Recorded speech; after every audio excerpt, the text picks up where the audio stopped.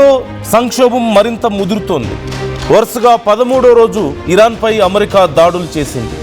ప్రతీకారంగా Bahrain, Kuwait, Erbil, Iraq, Kurdistan, జోర్డాన్లపై మరోవైపు Iran తీవ్రమైనటువంటి దాడులకు పాల్పడుతోంది. జోర్డాన్లోని అల్ అజ్రక్ యుఎస్ ఎయిర్ బేస్పై ఇరాన్ దాడి చేసింది. బహ్రెయిన్, కువైట్లో హై అలర్ట్ ప్రకటించారు. ఇరాన్ దాడులతో బహ్రెయిన్లో సైరన్ మోత మారుమ్రోగుతోంది.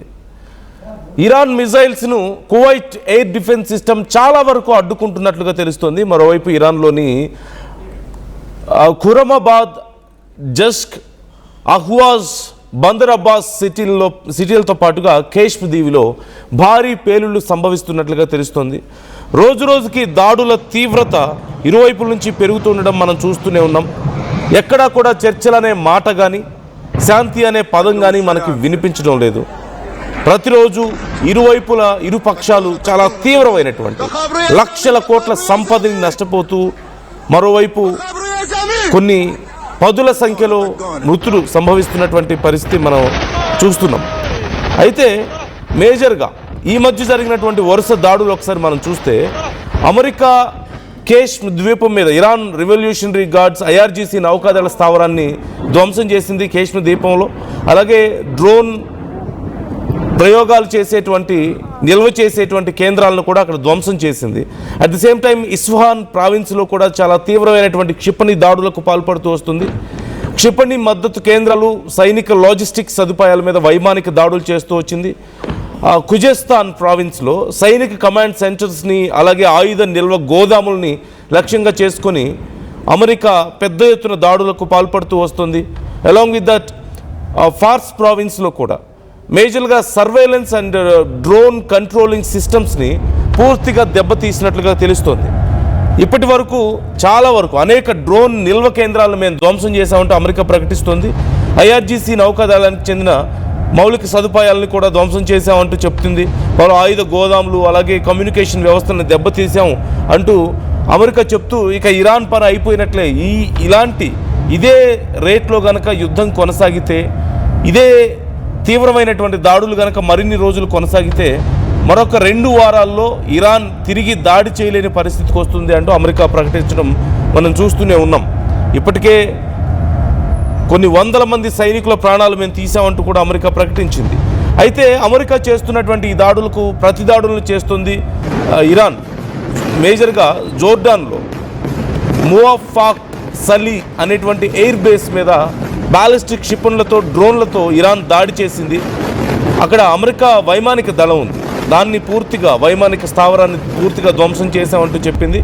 3 అమెరికా సైనికులు మరణించారు అంటూ కూడా ఇప్పటికే అమెరికా కూడా దీనికి సంబంధించి కన్ఫర్మ్ చేసింది. అలాగే చాలామంది సైనికులు గాయపడ్డారు. మరోవైపు ఇర్బిల్, అమెరికా స్థావరం సమీపంలో ఇర్బిల్లో ఉన్నటువంటి అమెరికా స్థావరం ఇది. దీన్ని కూడా రాకెట్లు, డ్రోన్లతో చాలా విధ్వంసం చేసింది ఇరాన్.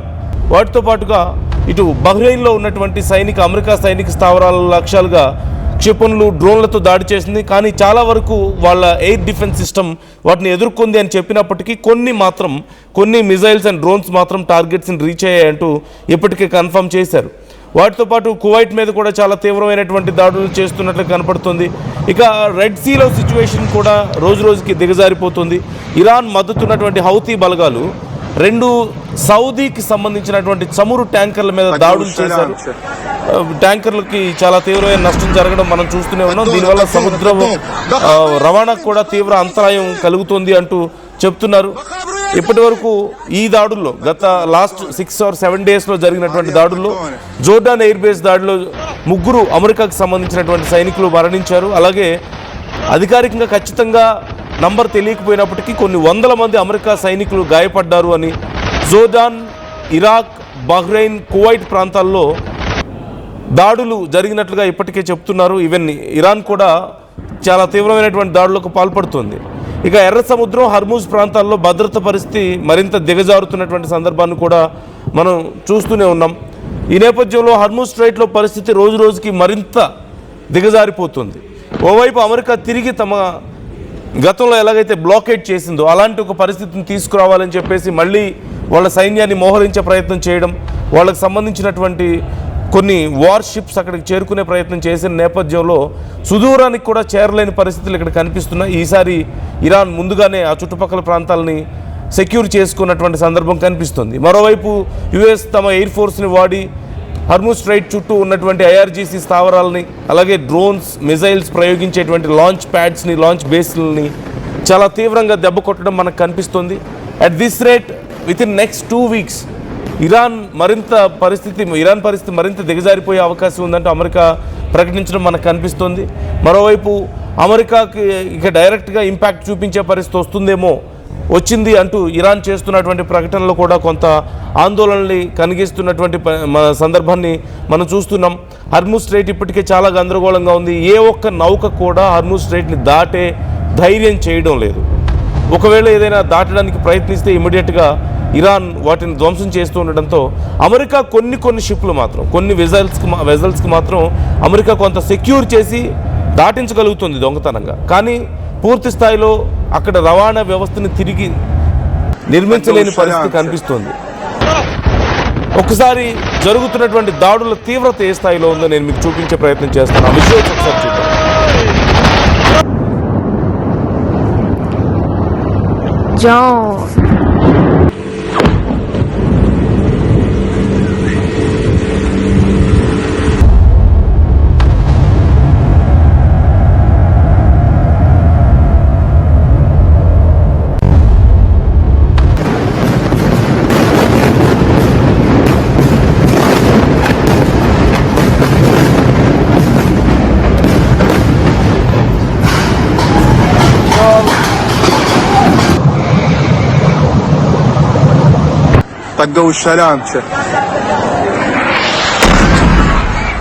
మరోవైపు స్ట్రైట్ ఆఫ్ హార్మూజ్ లాగానే బాబ్ అల్ మందెబ్లో కూడా ఇదే పరిస్థితి కనిపిస్తుంది. ఎర్ర సముద్రంలో అప్రాక్సిమేట్లీ 12% ఆఫ్ వరల్డ్స్ ట్రేడ్ జరిగేటువంటి ప్రాంతం అది.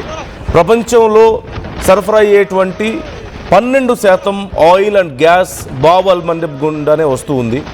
అయితే ఈ ప్రాంతాన్ని ఇప్పుడు హౌతీ తిరుగుబాటుదారులు క్లోజ్ చేస్తామని ప్రకటించిన నేపథ్యంలో ఇప్పుడు ఇజ్రాయెల్ పూర్తిగా రంగంలోకి దిగుతున్నటువంటి పరిస్థితి కనపడుతుంది. అయితే పూర్తిగా ఇప్పటికీ ఇది క్లోజ్ అవ్వకపోయినప్పటికీ కూడా చాలా వరకు షిప్స్ మీద దాడులు జరుగుతున్నట్లుగా తెలుస్తున్న నేపథ్యంలో చాలామంది ఆ బాబ్ అల్ మందెబ్ని దాటి రావడానికి భయపడుతున్నటువంటి సందర్భం.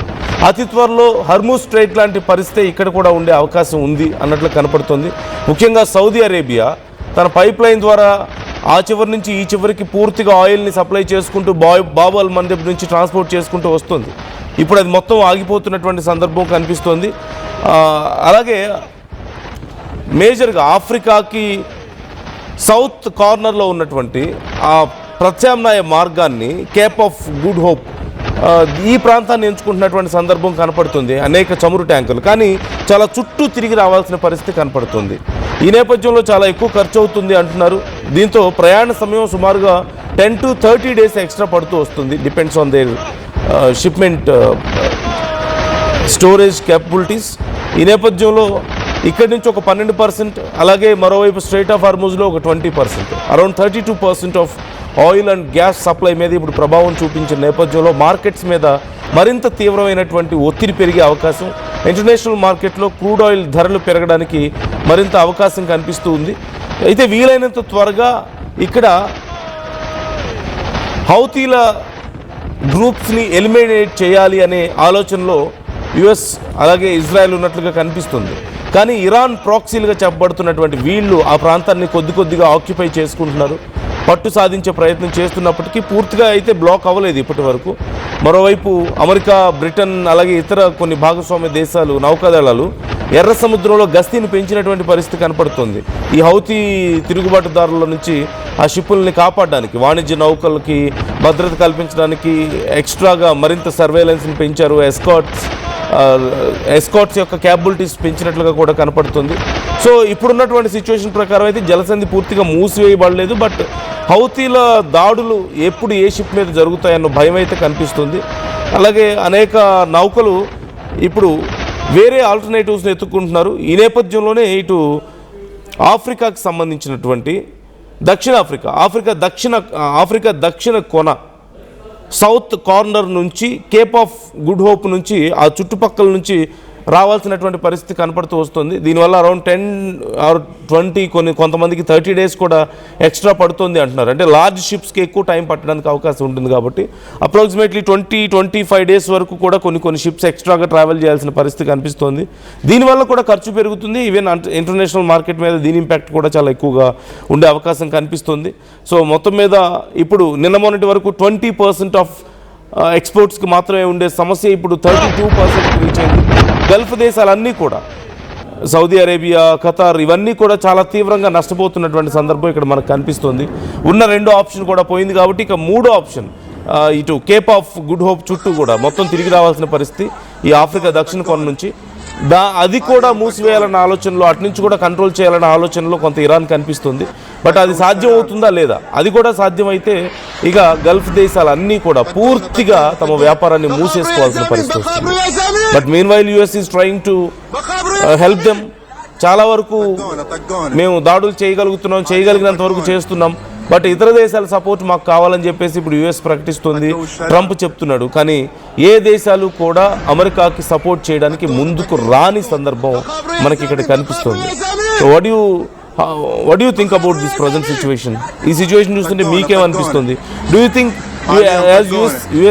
యుఎస్ ఎస్టిమేట్ చేస్తున్నట్లుగా ఈ నెక్స్ట్ 2 or 3 weeks ఇరాన్ పని ఇంకా మరింత దారుణంగా మారిపోతుందా? ఇరాన్ పరిస్థితి ఇక దాడులు చేయలేని పరిస్థితి, ప్రతి దాడులు చేయలేని పరిస్థితిలోకి ఇరాన్ వెళ్ళబోతుందని మీకు అనిపిస్తుందా? లేదంటే Iran is still able to say we have a surprise? But what kind of surprise is that? How can you understand the situation? Comment చేయండి. طقوا السلام